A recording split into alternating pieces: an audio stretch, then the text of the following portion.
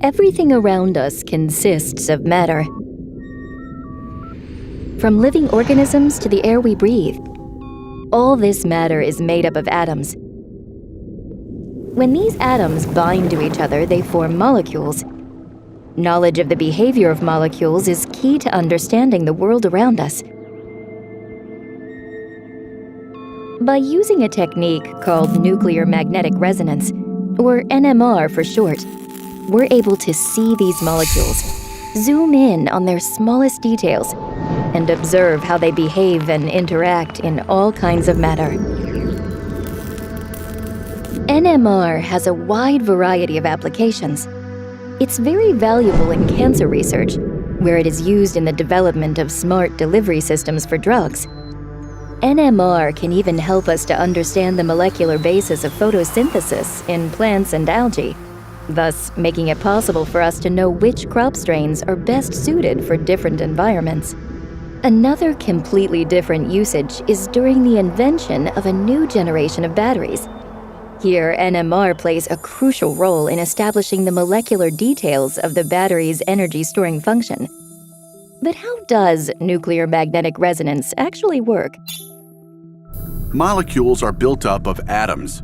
When molecules are placed in a strong magnetic field, the nucleus of some atoms will start to behave like a small magnet. If next, a broad spectrum of radio frequency waves is applied, the nucleus will start to resonate at its own specific frequency. You can compare this to the use of a tuning fork, where a guitar string will resonate only in response to a tone of exactly the right frequency. We measure the resonant frequencies of nuclei and convert them into an NMR spectrum that displays all the relevant frequencies as peaks. The height of each peak represents the amount of nuclei that resonates at a certain frequency, what we call the intensity of the signal. The more resonating nuclei, the higher the intensity, similar to the louder sound of 10 guitars as opposed to 1. The value of the frequency at which a nucleus resonates, in other words, the tone, gives us information about the surroundings of the atom in question, such as its neighboring atoms and their relative position. When atoms are really close together, their nuclei can even cause each other to resonate.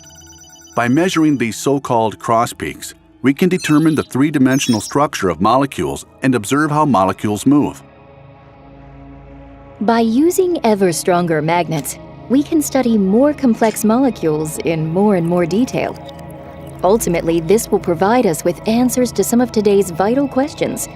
How can we ensure that drugs are only active in the specific areas of the body? How can we make batteries more energy efficient and reduce the need for fossil fuels? How can we better prepare for the consequences of climate change? To achieve all this, 5 Dutch universities have joined forces with the private-public partnership COAST to install a brand new 22 Tesla magnet at Utrecht University.